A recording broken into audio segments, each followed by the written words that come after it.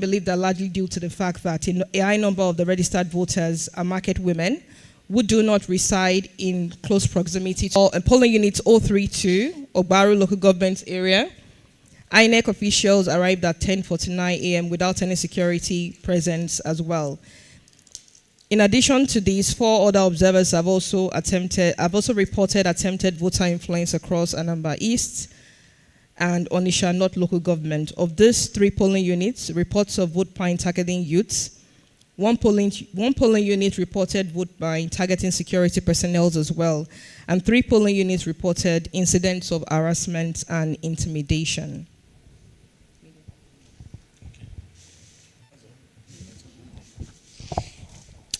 Okay.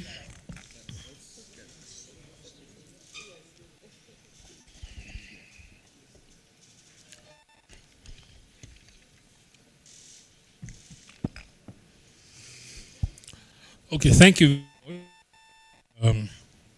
Media on behalf of National Press Center and Center for Media and Society. We deployed journalist observers in all the 21 local governments, 42. And the preliminary report from them showed that in the context of incident, there were no infraction of rights of journalists to cover the governorship election. Although there was an instance where a journalist from Unizik FM, that's a campus radio, faced mild obstruction while filming voter interviews, but was subsequently allowed to continue after clarification with security agents. That was in the context of that. But beyond journalists and incidents, because journalist observers, we also other trends. In the area of disinformation, we countered a false information that by a police who actually fired at and was later those on ground. He had probably taken the bottle too many, but the state police said he was overzealous. That was the report that we got in. Before today, we had also corrected false information regarding stay at home because of the public holiday that was declared on Friday. And we said that there was no stay at home and people were free to come out to cast their votes. We observed under critical incidents that there were no violence and that security agents in the areas observed by the journalists maintained calm at the polling stations. The journalist observers also helped to check on inclusivity and accessibility.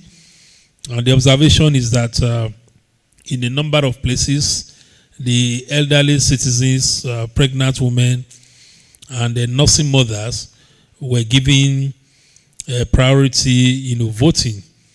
Although in Ogbaru, Anambra East, and Idemili North, they reported challenges for voters with physical disabilities, such as steep access paths and inadequate sitting areas near the voting centers.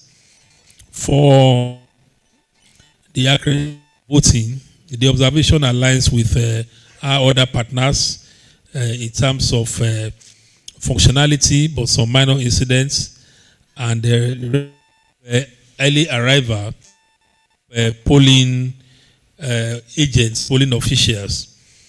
So, overall, there were 38 reports which confirmed the smooth accreditation, and 29 of the journalist observers rated the voting process as easy, but there were 33 minor irregularities, which were mostly procedural in terms of misplacement of queues or voters arriving without PVCs.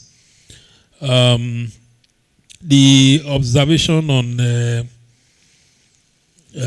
deployment of election materials was also similar from the journalist observers. And then finally, in the area of arrival of INEC officials and commencement of polls, it was a mixed bag. In some, voting and accreditation started at 8:30, but in others, there were delay before the commencement. So in 38 incidents, it was reported that there were uninterrupted process, but there were cited minor irregularities. Thank you very much.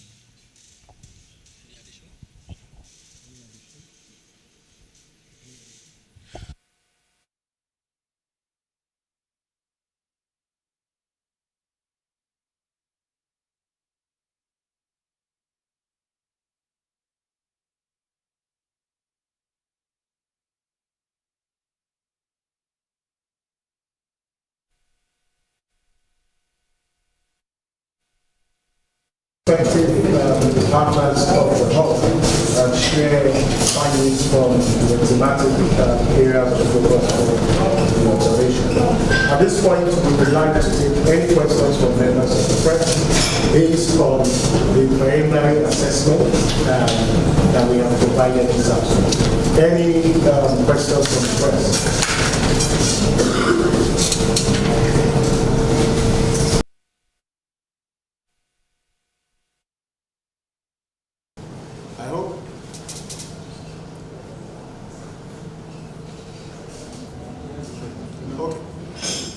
There is none. Since Mr. Akingbolu highlighted this critical incident, Larry, sorry, let me provide a clarification. Yes, we did receive a critical incident at the local government, the INEC local government office in Ihal, where it was alleged that the core members that were assigned to some of the polling units were being substituted and chaos occurred and 2 people were injured.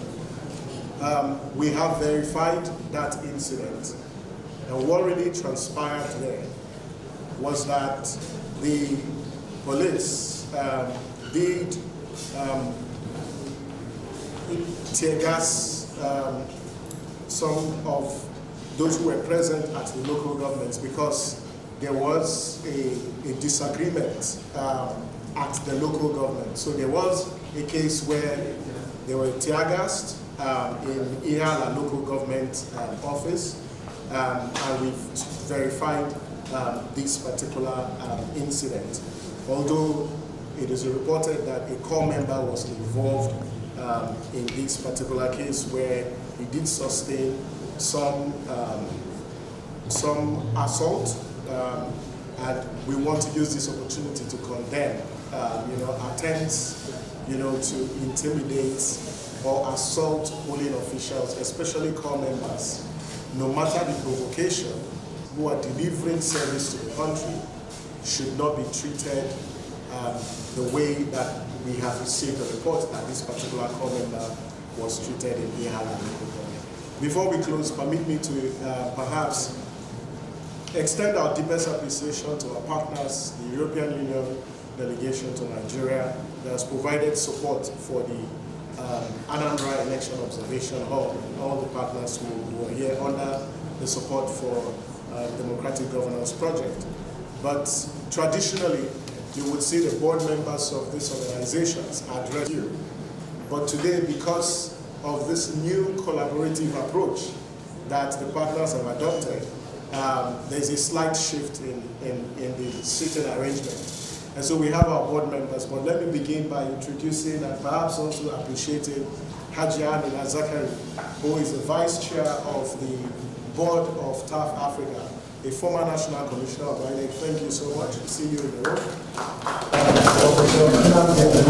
Who is the board member of Yaga Africa in the room. We see our other partners, sure, for Elect Her and Nigerian Women Trust Fund. There are several fellows in the room. There are several experts in the very much. We recognize you. These folks are blocking us, so we can't see you.